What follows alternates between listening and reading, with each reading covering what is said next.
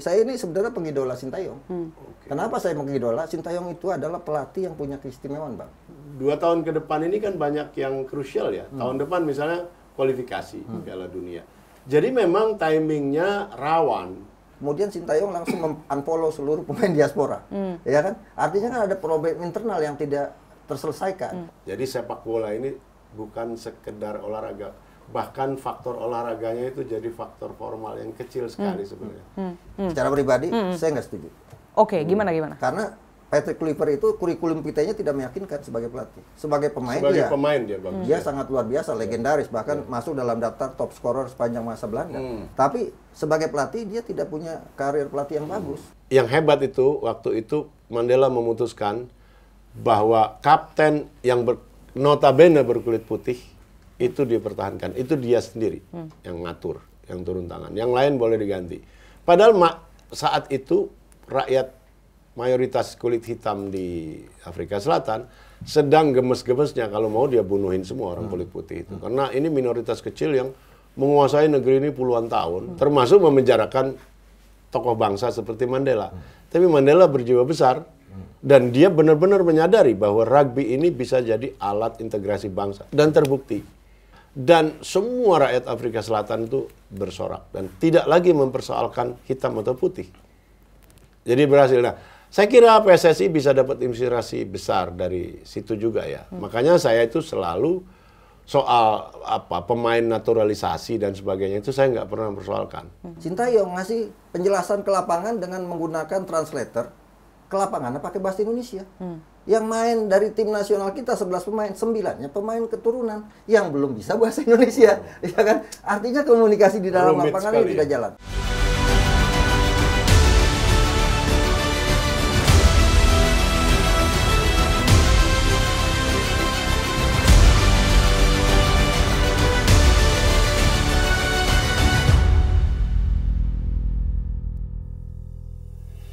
Halo teman-teman, selamat datang kembali di Pojok Kramat. Seperti biasa kita akan membicarakan berbagai macam isu. Kali ini isunya tidak kalah menarik, sesuatu yang sedang banyak diperbincangkan oleh netizen.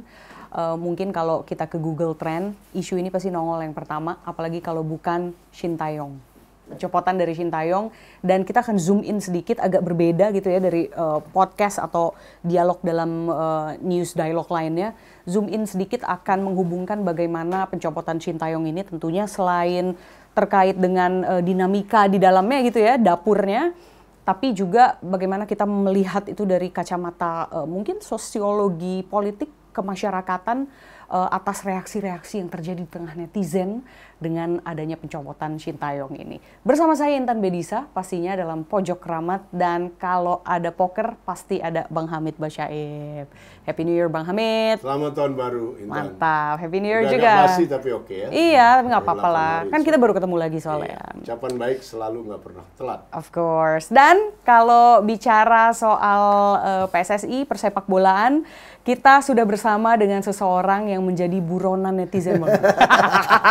Siapa lagi kalau bukan Bang Akmal, koordinator dari Save Our Soccer. Namanya aja keren. Selamat ya. tahun baru. Semoga Soccer. tahun baru memberikan harapan baru, walaupun ada kejutan di tahun baru. Kejutan banget ya. Saat sedang sayang-sayangnya harus berpisah. Lu yakin kejutan Bang? Kejutan ini kan, tidak ada yang menyangka ini. Jadi, jadi emang ini sebenarnya dinamikanya baru gitu, maksudnya bukan hal yang udah lama tercium gitu.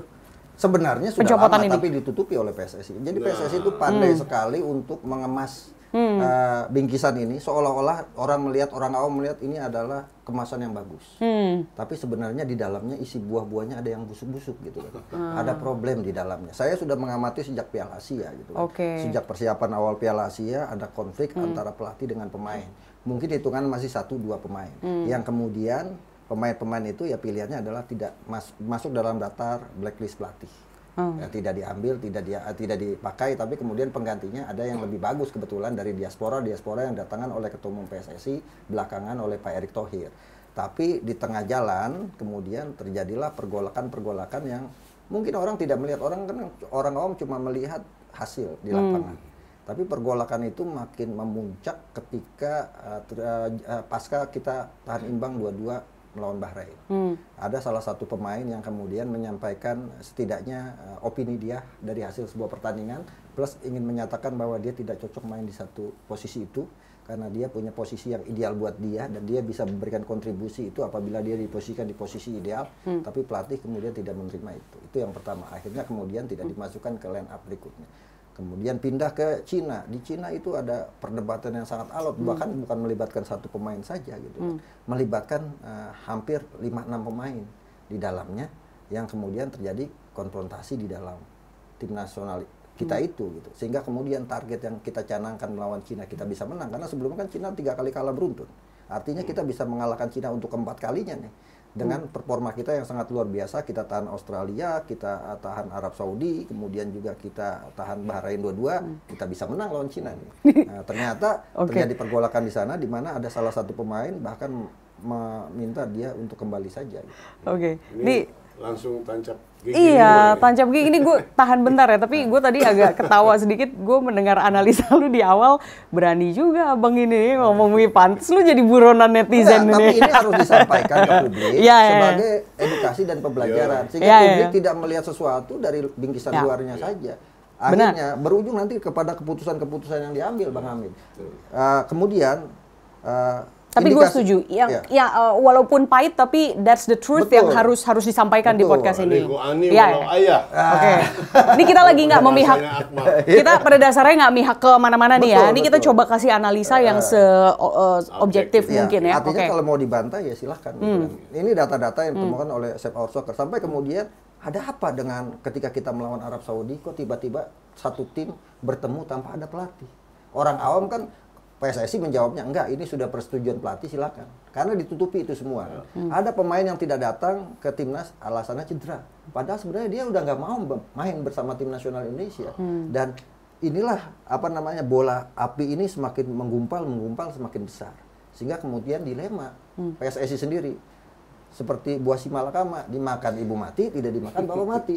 Pilih yang mana nih? Pilih pemain yang merupakan aset, karena mayoritas adalah pemain diaspora yang didatangkan tentunya juga dengan susah payah, bahkan dengan biaya yang cukup besar kan, untuk setidaknya biaya bikin SKCK gitu kan, bikin surat keterangan RT RW dari kelurahan untuk pindah ke warga negaraan, Bang. Nah, ya kan? rem dulu.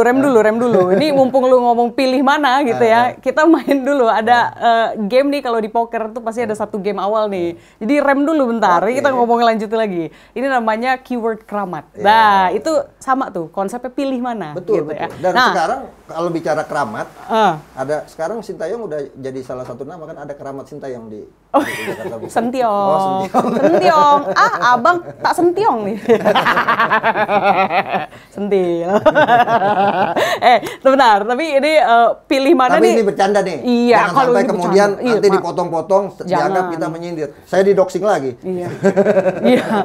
Saya nggak mau menyusul jadi korban bully soalnya. Bang Hamid diem aja udah. Paling aman ya. Paling aman. Siap. Oke, ini pilih dulu nih keyword keramat ini. Kita lanjutin dulu ya. Ini keywordnya keramat-keramat nih soalnya. Nggak pakai mikir ya, Bang. Spontan aja ya. Dua keyword ya, Bang Hamid juga ya. Sintayong atau Patrick Kluivert? Sintayong. 1, 2, 3. Mikir. Untuk saat ini. Pokoknya spontan aja. Spontan aja. Oke. Sintayong saya. Sintayong. Bener kan? Sintayong ya. Ini yang kedua langsung ya. Lokal atau internasional? Internasional. Saya percaya produk lokal. Wartel banget ya, lokal apa internasional gitu. Wartel, ketahuan baik kita tahun 90. Oke. Ini Pandit atau Erick Thohir? Erick Thohir. Oh. Lu ngerasa diri lu pandit gak, Bang? Ya takutnya saya milih diri saya sendiri, makanya saya milih orang lain aja gitu. Oke, siap. Lanjutlah tadi nih, paslah pilihan berdua kan Sintayong ya. Ini sebenarnya kalau misalnya kita ngomongin tadi, lu udah spill ya beberapa permasalahan komunikasi, koordinasi yang sebenarnya terjadi di dapur timnas selama kepemimpinan Sintayong gitu ya. Tapi ini emang netizen yang kemudian sekarang sepertinya sedih sekali gitu ya dengan pencopotan Sintayong gitu. Ini hal yang memang tidak terlihat oleh publik ya, Bang? Sebetulnya. Sebenarnya terlihat. sebenarnya ada dua kubu sekarang jadinya. Oke. Satu STY selalu tetap yakin. Ya kan? Oke. Yang satu lagi STY sudah tidak yakin. Ya kan? Nah ini berbenturan di dunia maya. Sehingga kemudian terjadi, ya Bang Hamid lebih tahu, entah pertarungan apa dunia maya. Anda bisa nggak melihat kira-kira persentasenya gitu? Mana yang yakin, mana yang nggak yakin? Kalau yang yakin, Jumlah besar persentasenya sekarang kalau di ini orang lebih yakin karena orang melihat kemasannya. Sekarang kita lagi berpeluang bagus. Bahkan saya sendiri, saya ini sebenarnya pengidola Sintayong. Kenapa saya mengidola? Sintayong itu adalah pelatih yang punya keistimewaan, Bang. Gitu kan? Dan keistimewaan yang saya sebut hoki yang kemarin ramai itu. Orang kan berpikir hoki itu adalah kita duduk ujuk-ujuk kemudian dapat duit, dapat rezeki dan sebagainya. Tapi dalam konteks Islam gitu, ada 40 ayat disebutkan tentang hoki. Ulaika humul muflihun. Jadilah orang-orang yang beruntung. Jadi kita udah kerja keras dan sebagainya, kalau belum ada dapat hokinya, belum tentu. Abang kerja 24 jam banting tulang, nggak dapat apa-apa, dapat 2.000. Saya cuma 1 jam dapat 2 juta kan. Artinya hoki saya kan berbeda dengan abang. Hoki Berarti, itu adalah orang yang diberikan keistimewaan oleh Tuhan. Jadi dan STY itu bawa dimiliki hoki oleh Sintayong. Dalam beberapa kesempatan Sintayong punya hoki itu. Oke. Ketika kita misalnya di Piala Asia, kita hanya menang lawan Vietnam. Kita kalah lawan Irak. Kita kalah lawan Jepang. Nah, kemudian tiba-tiba hokinya apa? Ternyata Oman lawan Kyrgyzstan seri, makanya kita lolos 16 besar. Kalau hitung-hitungan secara matematik kita tidak lolos. Kalau ranking FIFA Tidak gimana dapat. Bang? Dari 173 ke ranking FIFA kan 127 masa itu hoki? berdasarkan prestasi. Itu bukan hoki. Gitu kan. Itu emang perjalanan yang harusnya kita dapat karena Patut kita diakui patut dari diakui, kepemimpinan gitu. STY gitu ya. Betul. Tapi kan banyak pelatih yang nggak hoki juga gitu. Misalnya Amorim bagus luar biasa bersama Benfica, pindah ke Manchester United bapuk. Erik ten Hag hebat di Ajax Amsterdam. Masuk ke Manchester United bapuk gitu kan. Nah, artinya Sintayong ini punya keistimewaan. Cuma permasalahannya adalah keistimewaan yang dimiliki Sintayong ini kemudian tidak bisa diujantahkan dalam konteks dalam sebuah tim yang kemudian ada konfrontasi. Sehingga kemudian ini menjadi pilihan sulit buat Pak Erick Thohir. Dia ambil keputusan memecat Sintayong beresiko. Berarti sebenarnya masalah koordinasi dan komunikasi ini itu sudah tercium lama oleh PSSI. Betul. Oke. Dia pilih memecat Sintayong ada resikonya loh. Resikonya apa? Ya ini Penggemar sekarang Sintayong marah. Besar sekali Ya kan? resiko. Dia tidak memecat Sintayong akan bermasalah dengan target yang ingin dia hadapi di ke depan. Jangan sampai ini pemain yang ada bukan satu Bagaimanapun kan? aset utama adalah pemain ya. Betul. Jangan Dalam sampai hitungan mereka. dalam konteks saya gini gitu kan. Ini pemikiran saya. Ntar silakan tanya undang Pak Erick Thohir ke sini kan. Dalam konteks pemikiran saya itu ada istilah dalam orang-orang NU itu kan, ada kaidah-kaidah yang diambil karena Pak Erick kan ketua Lakspedam NU gitu kan. Mungkin dia ambil kaidah usul fikih, darul mafasid muqaddamun ala jalbil masolih. Mencegah kemungkinan adanya masalah itu lebih diutamakan sebelum kita melakukan perbaikan-perbaikan. Jadi masalahnya ini dipatahkan dulu sama Pak Erick. Tapi ini beresiko.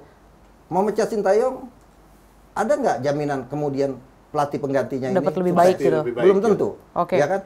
Meneruskan Sintayong, apakah akan berhasil juga? Belum tentu juga. Oke, Bang Amal, berarti artinya PSSI udah ada upaya nggak sebelumnya yang lo tahu gitu untuk Saya pikir memperbaiki masalah ini? udah ada upaya untuk menjembatani problem komunikasi ini, tapi tidak jalan. Akhirnya Pak Erick dihadapkan pada situasi yang ini masalah. Akhirnya diambil bagaimana memutuskan sebuah masalah ini ambil yang paling ringan dari yang terburuk gitu kan. Kan kalau bahasa usul fikihnya iza ta'arodo mafsadatani ruya a'zomuhuma diroron birtikabi ahupihima. Apabila ada dua masalah besar yang hadir gitu kan. Apabila ada dua masalah maka ambillah masalah yang paling ringan untuk resikonya dibanding masalah yang terberat. Maka resiko yang diambil adalah mengganti Sintayong dengan pelatih lain. Wah, kalau konteks orang ini orang kecewa berat gitu kan, marah gitu kan. Apa nih Erick Thohir melakukan ini semua? Tapi sebenarnya dalam analisa saya Erick Thohir sedang menyelamatkan Sintayong. Artinya kalau Sintayong diteruskan, dia gagal, itu nama Sintayong jelek. Tapi kalau kemudian sekarang diberhentikan, dia masih ada di atas. Kenapa? Dia habis mengantarkan Indonesia mengalahkan Arab Saudi. Dan pelatih baru akan berada di bayang-bayang Sintayong. Setidaknya seperti sekarang berhenti tapi dengan banyak pujian dan kehilangan dari netizen gitu ya. Berhenti di masa jaya. Tapi bahwa saya kira ya bahwa ini memang benar-benar krusial ya. Kelihatan dari timing. Kan kontrak Sintayong ini sampai 2027. Bayangin dari 2019 2 tahun sebelumnya dipotong. Seandainya ditunggu sampai kontrak berakhir, saya kira kontroversinya nggak akan sebesar ini ya. Karena dianggap ya natural dong, alamiah memang kontraknya sudah habis. Ini kan 2 tahun dan 2 tahun ke depan ini kan banyak yang krusial ya. Tahun depan misalnya kualifikasi Piala Dunia. Jadi memang timingnya rawan. Jadi kalau begitu, maka saya kira benar yang Akmal bilang tadi bahwa ada sesuatu yang sangat besar di balik ini ya. Karena dengan resiko seberat ini, Erick Thohir dalam hal ini berani ngambil keputusan gitu. Dan Jadi tidak populer yang besar. Ya. Pasti tidak populer, pasti tidak populer. Ya karena tadi ya, Sintayong namanya harum gitu ya. Tapi memang saya juga baru menyadari ini bisa kita lihat juga dari sudut positifnya ya. Kontroversi yang begini dahsyatnya mengenai sesuatu yang dalam pemahaman kita sekadar olahraga, ternyata bukan. Jadi sepak bola ini bukan sekedar olahraga, bahkan faktor olahraganya itu jadi faktor formal yang kecil sekali sebenarnya. Ini adalah isu politik, ini adalah isu national pride, ya, kebanggaan bangsa. Dilihat dari reaksinya yang begini dahsyat. Kalau kita lihat secara positifnya, semakin dahsyat mereka termasuk yang negatif. Itu kan sekaligus sebetulnya menunjukkan kecintaan mereka yang luar biasa terhadap kepengennya ngelihat sepak bola kita ini maju ya. Karena udah begitu lama kalau kita lihat dulu di prakualifikasi tahun 56. Baru sekarang lagi mulai ada tanda-tanda naik gitu. Saya sih melihatnya dari segitu aja. Oh, betapa besar ya cinta rakyat kita itu terhadap sepak bolanya gitu. Sampai dia berani atau apa ya, sampai hati membuli orang kayak Akmal gitu dengan begitu keras. Kalau kita lihat positifnya itu menunjukkan itu sebanding dengan rasa cintanya. Saya berlagak jadi kiai ini di sini, melihatnya lebih positif aja. Tapi benar Bang, tapi benar. Apa namanya, menurut saya adalah sekarang justru ada satu hal yang tidak menarik di sepak bola. Ketika ruang kritik itu ditutup. Kita mengkritik pelatih, padahal saya ini dari tahun 98 jadi wartawan, semua pelatih saya kritik. Tapi baru kali ini nggak boleh dikritik. Alasannya kalau kita mengkritik, kita mengganggu tim nasional. Artinya kita menghancurkan tim nasional kita gitu. Padahal kritik itu adalah separuh dari menuju kesuksesan gitu kan. Separuhnya lagi kerja keras gitu kan. Uang Tuhan aja mau dikritik kan. Iya kan, sholat istisqa, sholat minta hujan itu adalah bentuk demonstrasi manusia kepada Tuhan gitu. Allahumma agisna gitu kan. Istikharah segala ya. Ini sebenarnya kita pengajian ini. Kajian ya. Itu usul fikih udah bertandaran dari tadi. Tinggal Intan yang bingung. Ini kajian keikhlasan. Iya, maksudnya gini. Kita ini hidup misalnya sama orang tua, kalau kita dimarahin orang tua, itu bentuk cinta orang tua. Kalau udah di rumah didiemin aja orang tua. Mati kita. Mati kita itu udah nggak cinta. Jadi ini karena lu lah gitu. Karena Pak Akmal ini juga staf khususnya Pak Presiden yang juga kiai. Maka forum sekarang ini kita sebut fikih sepak bola. Ini bahsul masail fikih sepak bola. Kajian kecintaan gitu ya, gitu. Kecintaan yang ikhlas, yang tulus gitu ya. Oke, lihat positifnya. Iya, oke. Nah, ini balik lagi ya soal dapur timnas dan persepak bolaan Indonesia gitu. Ini kan berarti ada manajemen komunikasi di sini. Itu menurut Bang Amal, yang Bang Amal tahu ya, itu dapurnya tuh gimana sih emang sebenarnya antara Sintayong dengan PSSI gitu ya? Apakah memang komunikasinya? Artinya PSSI apakah mungkin interference-nya terlalu jauh atau gimana kira-kira Bang? Kalau saya pikir ini komunikasi tripartit. Bahasa politik kan pakai kan. Kenapa? Karena ada 3 bahasa di sana. Iya kan? Ada bahasa Korea, Sintayong, yang kebetulan dia hanya bisa bahasa Korea, tidak bisa bahasa Inggris. Ada bahasa Indonesia, ada pemain diaspora yang bisa bahasa, ada yang bisa bahasa Belanda, ada yang juga bisa bahasa Inggris gitu kan. Jadi komunikasi ini ada yang tersumbat di antara 3 ini. Sintayong ngasih penjelasan ke lapangan dengan menggunakan translator ke lapangan pakai bahasa Indonesia. Yang main dari tim nasional kita 11 pemain, 9-nya pemain keturunan yang belum bisa bahasa Indonesia, ya kan? Artinya komunikasi di dalam lapangan ini tidak jalan. Yang kedua, pemain-pemain diaspora kita kan mayoritas Belanda, hanya Jordi Amat yang dari Spanyol. Artinya mereka sudah punya budaya sepak bola Belanda. Budaya sepak bola Belanda adalah sepak bola menyerang, total football. Ya kan? Ketika dibawa oleh Sintayong dengan filosofi Sintayong sepak bola compact defense, counter attack, bertahan, kemudian menyerang balik dengan stamina yang tinggi, itu tidak bisa dijalankan oleh pemain kita, aset kita yang ada saat ini gitu kan. Nah, ini kan kemudian problem yang tersumbat di sini gitu. Sementara ruang komunikasinya terbatas dengan keterbatasan bahasa itu. Gitu. Lagi pula ada problem bahasa teknis ya. Penerjemah saya kira belum tentu punya kemampuan mengerti technicalities atau idiom-idiom yang umum berlaku di dalam persepakbolaan. Jadi bahasanya bukan bahasa linguis harfiah, tapi di dalam bahasa itu terdapat banyak sekali istilah teknis yang para pemain mestinya udah langsung paham. Maknanya bisa bergeser gitu kalau ya. Kalau diterjemahkan bisa jadi masalah memang. Oke, artinya kendala bahasa ini juga sebenarnya Jadi mewarnai besar. koordinasi yang agak semrawut gitu ya. Ya, seperti yang disebutkan oleh Ketua Umum PSSI saat mengumumkan memberhentikan Sintayong kan kendalanya dua. Yang pertama kendala komunikasi dalam hal ini bahasa. Yang kedua kendala taktikal yang akhirnya harus diambil keputusan dengan sangat berat gitu ya. Dan bukan berarti Sintayong tidak punya jasa. Ini yang harus diklarifikasi. Sintayong itu sudah punya jasa besar terhadap sepak bola Indonesia. Dia 5 tahun kan dia. 5 tahun telah mewarnai transformasi sepak bola kita gitu. Cuma ada target besar, rencana besar yang juga harus diselamatkan, kan gitu. Ya kan, jangan sampai kemudian konflik ini justru keluar misalnya sehingga kemudian menghambat target-target yang dicanangkan. Dan itu yang kemungkinan diambil dengan sangat sulit ya oleh PSSI. Gitu. Dan ini yang harus dipahami oleh kita bahwa cinta itu tidak harus bersama. Gitu. Wah. Ya kan? Dia ini keluar lagi filosofinya. Ya, artinya gini, Sintayong dipecat, bukan berarti kemudian Sintayong putus hubungan sama kita. Kita harus tetap respect kepada Sintayong bahwa dia telah memberikan kontribusi besar kita kepada sepak bola kita. Memang begini ya, Intan ya, itu problem komunikasi, problem manajerial lebih tepatnya. Itu terjadi di seluruh dunia sebetulnya. Nah, klub-klub Eropa itu baru-baru aja, baru itu maksudnya mungkin 15-20 tahun terakhir ya, menyatukan pelatih dan manajer. Karena dulu problemnya itu terus, dan saya kira salah satu penemunya atau legendnya di sini adalah Alex Ferguson ya, yang dianggap luar biasa lah dia itu. Dari situ kemudian pola itu ditiru oleh klub-klub yang lain, bersatukannya pelatih dan manajer.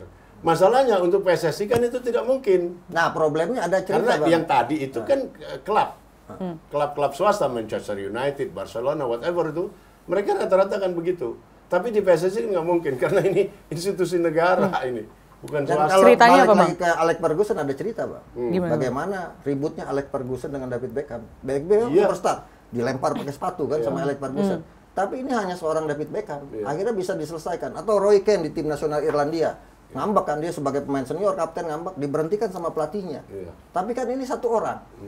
Nah, di Indonesia lebih dari satu orang problemnya gitu kan. Sehingga kemudian bikin klaster-klaster sendiri. Dan ini yang menjadi problem besar. Kalau ini I am boss, kalau kata Alex Ferguson kan, ya kan, I am boss, lu nggak ini, lu nyingkir. Gitu. Jadi Alex Ferguson kan nggak pernah mau mengorbankan kepentingan yang lebih besar hanya untuk 1-2 bintang. Gitu. Bagi dia nggak ada pemain itu tunggal. Ini kita ini lagi ngomong tim, selalu tim nomor 1. Jadi David Beckham sehebat apapun dia bisa keluarin. Oke, berarti in general lo setuju dengan bahwa ini keputusan PSSI cukup tepat saat ini ya?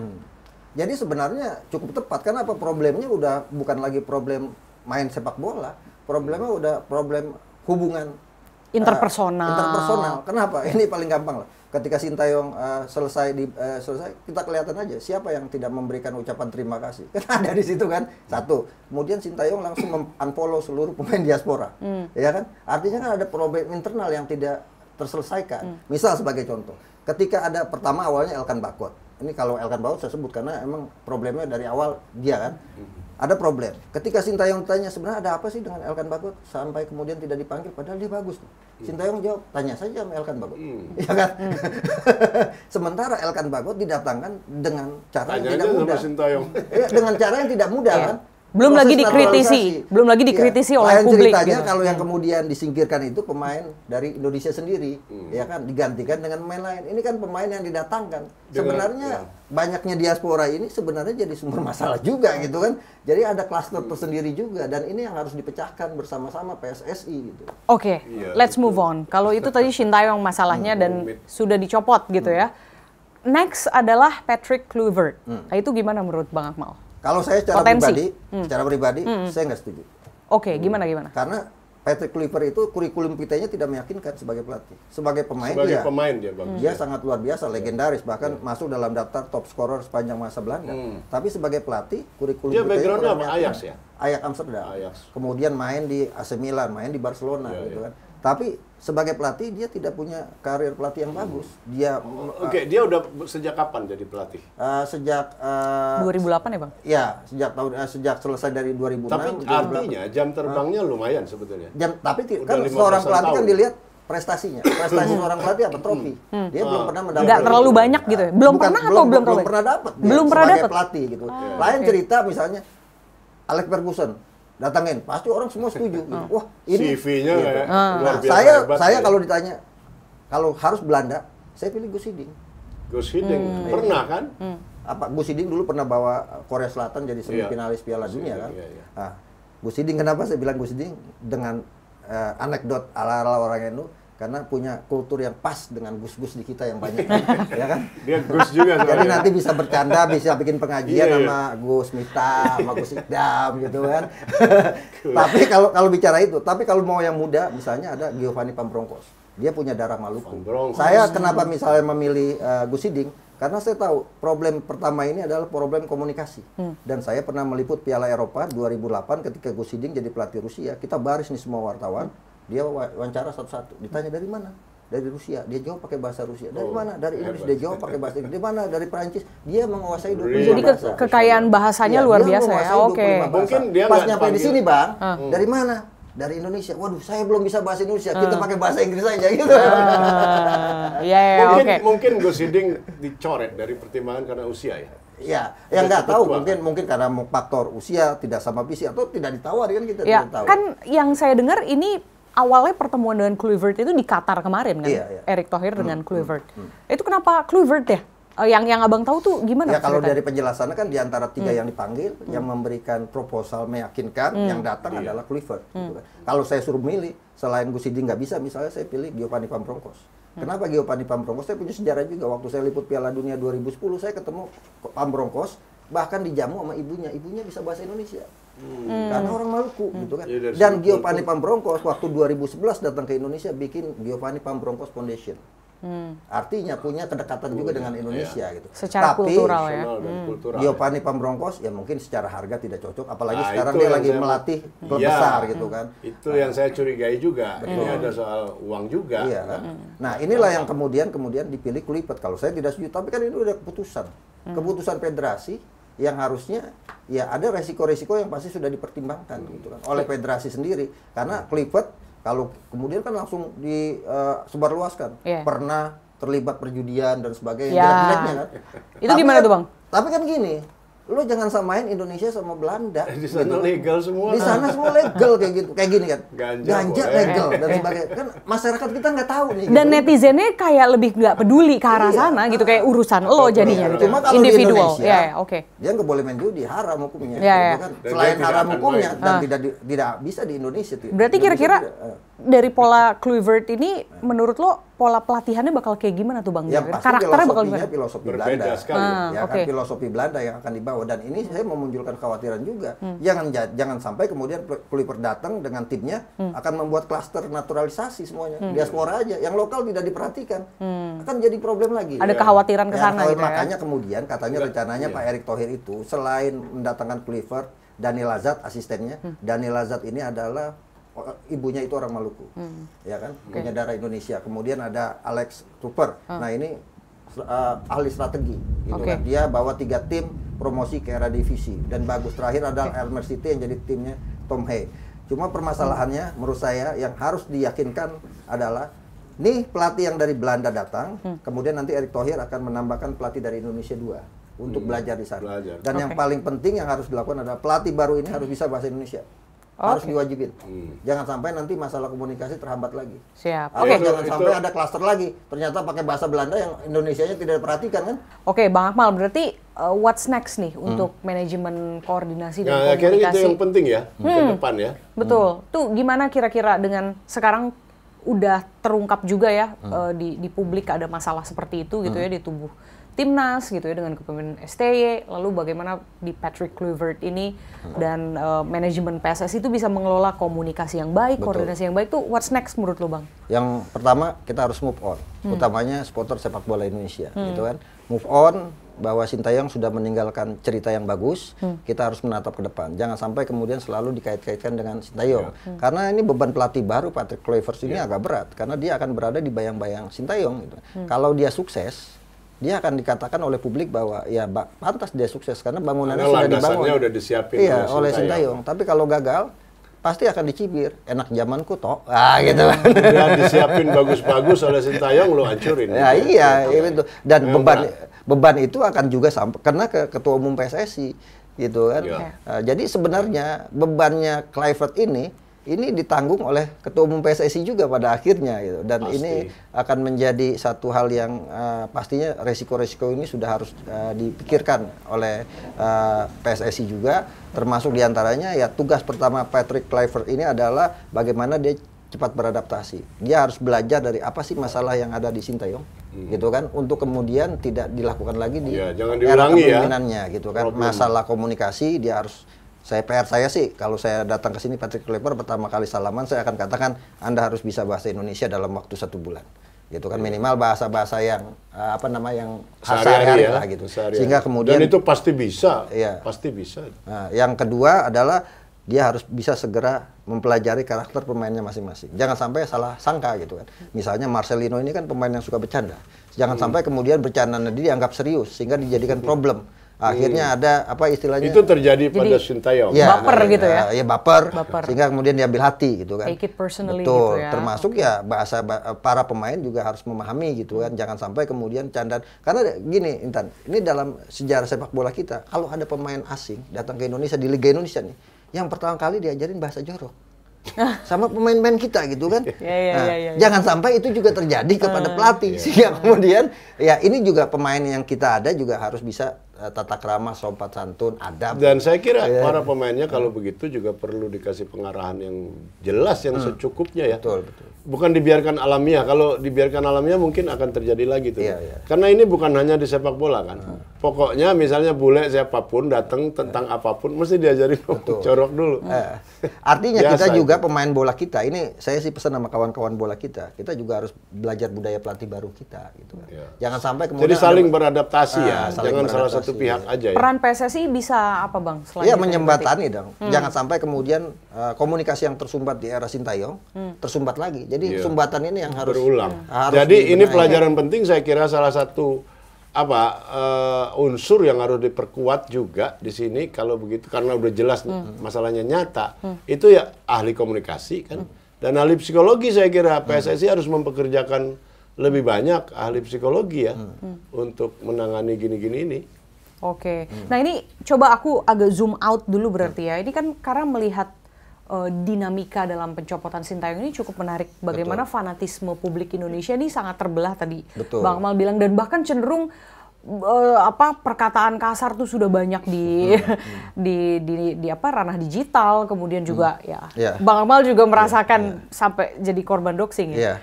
Itu ini Bang Hamid tuh ngelihatnya gimana Bang? Dari kacamata sosiologi politik olahraga gitu ya. Sosiologi politik olahraga gitu. Ilmu cabang baru. Ini ada bacaan apa Bang? Subdisiplin. Bacaan apa Bang? Kira-kira dari this whole fenomena gitu. Ya itu tadi ya, itu menunjukkan kecintaan kita yang luar biasa. Dan ini bagus ya, bagus sekali. Kita bisa pastikan bahwa tidak ada satupun orang Indonesia ini, yang remaja, yang kecil maupun yang tua, yang tidak cinta PSSI atau yang tidak ingin melihat PSSI maju. Sudah pasti itu. Kenapa? Ya ini indikator penting. Segala hal yang menyangkut PSSI direaksi begitu dahsyatnya ya, baik pro maupun kontra lah ya.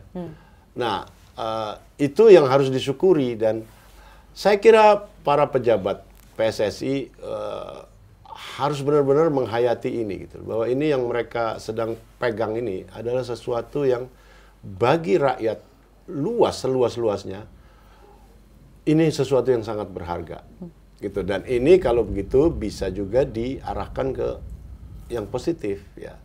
secara umum kita bisa bilang bahwa melalui sepak bola kita bahkan bisa menyumbang besar pada proses integrasi bangsa. Ini kedengarannya muluk, tapi enggak. Ini terjadi betul. Misalnya di Afrika Selatan. Dulu waktu Mandela keluar dari penjara tahun 90, dia itu di penjara di Robben Island ya selama 28 tahun.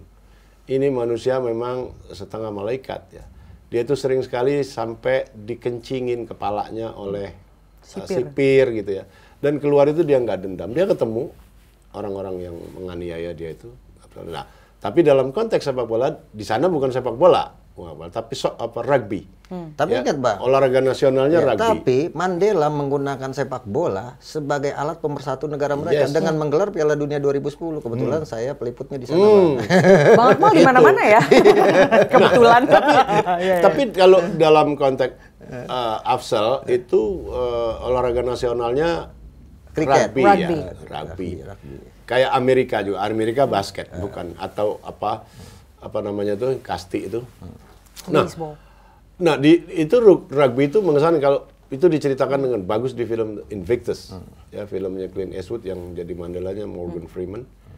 Yang hebat itu waktu itu Mandela memutuskan bahwa kapten yang notabene berkulit putih itu dipertahankan, itu dia sendiri yang ngatur, yang turun tangan. Yang lain boleh diganti. Padahal saat itu rakyat mayoritas kulit hitam di Afrika Selatan sedang gemes-gemesnya kalau mau dia bunuhin semua orang kulit putih itu. Karena ini minoritas kecil yang menguasai negeri ini puluhan tahun, termasuk memenjarakan tokoh bangsa seperti Mandela. Tapi Mandela berjiwa besar dan dia benar-benar menyadari bahwa rugby ini bisa jadi alat integrasi bangsa. Dan terbukti. Jadi kapten kulit putihnya itu, kalau di film yang main Matt Damon, dipertahankan dan menang jadi juara dunia. Lawannya Selandia Baru apa gitu. Dan semua rakyat Afrika Selatan itu bersorak dan tidak lagi mempersoalkan hitam atau putih. Jadi berhasil. Nah, saya kira PSSI bisa dapat inspirasi besar dari situ juga ya. Makanya saya itu selalu soal pemain naturalisasi dan sebagainya itu saya nggak pernah mempersoalkan. Paling tidak ini untuk sementara. Ya. Karena kita harus realistis saja. Dan saya kira kalau PSSI menang atau tim Indonesia menang, orang luar nggak akan terlalu mempersoalkan itu kok. Nggak akan dia lihat satu persatu, ini asalnya, latar belakangnya, oh ternyata orang Belanda, enggak. Orang luar akan lihat bahwa ini tim yang membawa bendera Republik Indonesia. Itu saja. Seperti kita juga nggak lihat pemain Prancis kan 11-11-nya, termasuk cadangan 20 orang. I'm sorry to say, kan kulit hitam orang semua. Kulit hitam ya, oke. Saya setuju. Sepak bola harus dikembalikan ke hitohnya. Nah, tapi Bang Akmal, sebagai korban doxing nih dari fenomena ini, lo sendiri ngelihat fanatisme sepak bola di Indonesia tuh kayak gimana, Bang? Ya sangat luar biasa. Salah satu negara yang paling diincar oleh seluruh dunia adalah Indonesia untuk konteks sepak bola. Gitu. Kenapa? Karena fanatismenya sangat luar biasa. Dan fanatisme ini bukan dibangun baru-baru ini. Gitu. Ketika Insinyur Suratin mendirikan PSSI 19 April 1930 kan memang tujuannya untuk membangun fanatisme, patriotisme untuk melawan penjajahan ketika itu, menggunakan jalur sepak bola ketika itu. Dan yang paling penting adalah dari sepak bola hanya ada dua momen di mana bendera sebuah negara dikibarkan dan lagu kebangsaan dinyanyikan. Yang pertama kedatangan kepala negara, yang kedua prestasi di olahraga. Ya kan dinyanyi, dan itu adalah kebanggaan tentunya. Dan ini saya katakan kembalikan hitoh sepak bola kita sebagai alat persatuan dan kesatuan bangsa, sebagai alat untuk mengangkat nama bangsa di pentas dunia bahwa Indonesia bisa dikenal lewat sepak bolanya. Yang pertama itu. Yang kedua, ini dunia maya kita harus diedukasi menurut saya gitu kan. Saya juga habis pikir. Tapi ini kan namanya masalahnya ini ada zamanul iltibas ya kan, post truth, gitu kan, zaman di mana itu saya paham Bang. Iya, itu bahasanya Kiai Ma'ruf Amin itu zamanul iltibas. Jadi di mana hoax merajalela, di amplifikasi, dipublikasi secara berulang-ulang, akhirnya jadi kebenaran. Sementara orang yang benar ketika dia diam tidak menyuarakan, akhirnya jadi sebuah kesalahan. Nah ini yang menurut saya adalah PR besar ke depan, adalah bagaimana kita mentertibkan dunia maya kita untuk bisa berdemokrasi dengan baik gitu. jangan doxing yang tadi, caci maki, bullying dan sebagainya. Sejauh apa sih Bang lu di doxing Bang? Sejauh apa sih di doxingnya? Nah kalau saya ceritakan rame lagi seolah-olah wah cengeng gitu kan. Artinya kan gini, orang silaturahim kita syukuri karena silaturahim itu memperpanjang umur, menambah rezeki, bikin nambah jodoh. Nah, salah satu kunci keberhasilan terorisme adalah kalau dia disebarluaskan. Ini kan sebentuk teror sebetulnya, jadi nggak usah dibesarkan. Lebih baik. Setuju. Ya. Oke, no further question. Nggak, artinya gini. Setuju Bang. Gini loh, kalau mau debat ya, ya berdebat saja, Debat argumentatif biasa, dan sebagainya. Karena itu diajarkan dalam konteks agama. Dalam Islam kan wajadilhum bilatihi ahsan. Berdebatlah dengan cara-cara yang baik. Gitu. Dan itu dibuka ruang itu, demokrasi. Ini kalau ada sepak bola, ada kiainya, beliau ini. Ulama sepak bola. Nah, kalau dari sisi digital sphere gitu ya Bang, ini fanatisme di olahraga tuh mirip ya sama yang di politik. Bang Hamid ngeliatnya gimana Bang? Mungkin lebih olahraga. Bahkan lebih olahraga emosional. Ya? Gini, kalau politik itu kan paling misalnya orang yang mencintai sebuah partai berlebihan gitu ya, tidak rasional sudah pasti. Dan itu sudah dipetakan. Dihat lah istilahnya. Iya, udah dipetakan oleh orang-orang kayak Max Weber dulu ya. Ada pemimpin tuh, pemimpin rasional, pemimpin karismatik gitu ya. Sebagian besar pemimpin kita kan pemimpin karismatik. Dan karismatik itu tidak otomatis konotasinya positif loh. Artinya itu karismatik itu ya kurang rasional gitu. Nah itu seperti, tapi kan kalau politik ya, baik pemimpin individual maupun partai, itu ya terbatas di situ aja dia. Gitu. Kalau ini kan cross the board ini lintas kelas, lintas kalau olahraga ya, terutama sepak bola dan memang nggak ada lain selain sepak bola yang bisa menggelorakan emosi rakyat begini jauh ya, begini intens. Dan misalnya bobotohnya pendukung Persib yang fanatik luar biasa itu dan Jakmania misalnya ya, yang fanatik juga pada zamannya. Begitu kalau soal PSSI kan mereka satu suara. Iya. Nah, jadi saya kira para pemimpin kita mungkin ini melampaui PSSI ya. Betul-betul perlu melihat ini dari potensi-potensi integratifnya itu gitu loh.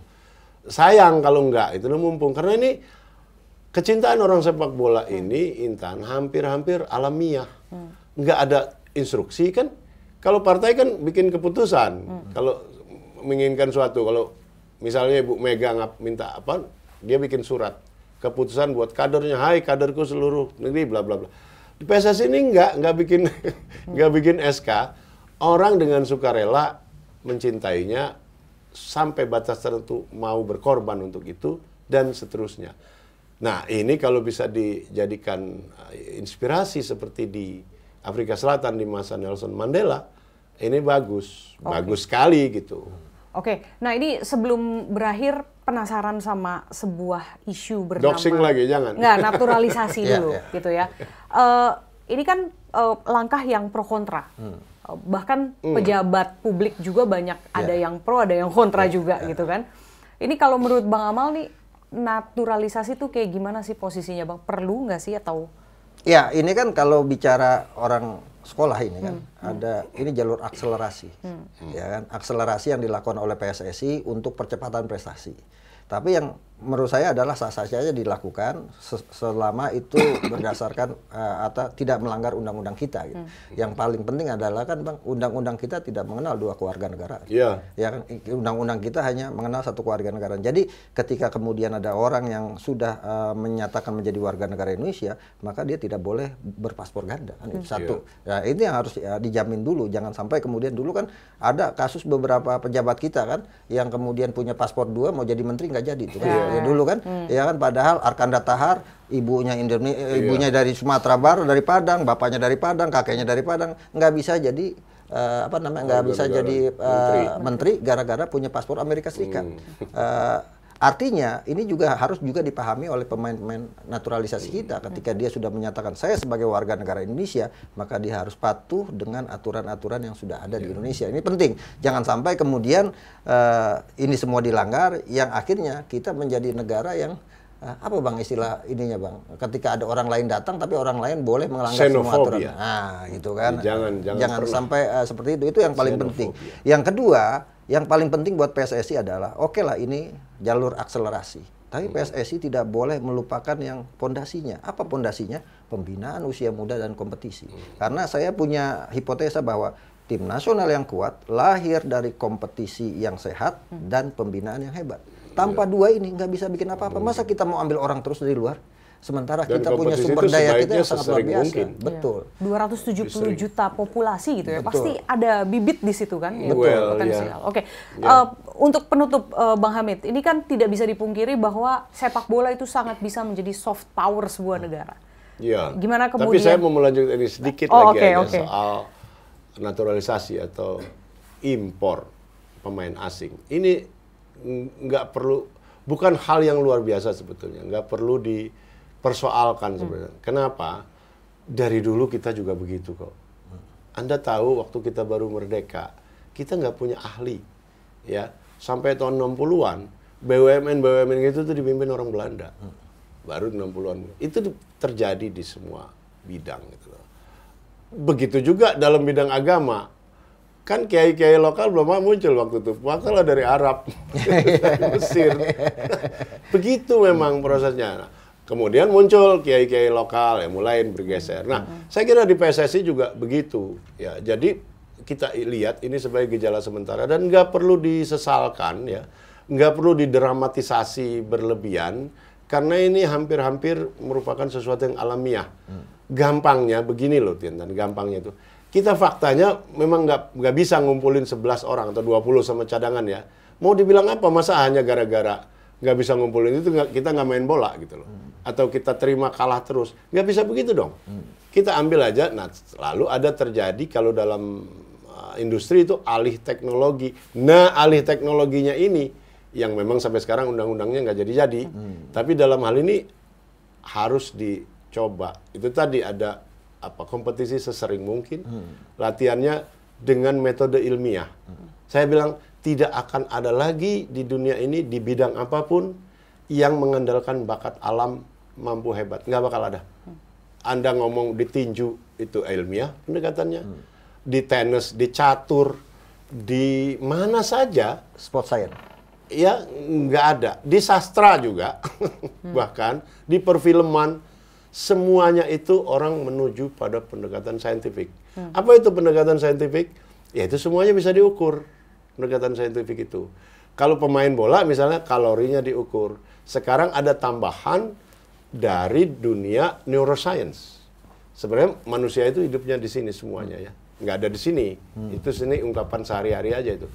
Yang asli itu semuanya di sini. Otak manusia itu ada berbagai wilayah ya. Nah, sekarang orang bisa tahu seorang pemain hari apa, jam berapa dia sebaiknya latihan. Gitu. Itu pendekatan ilmiah.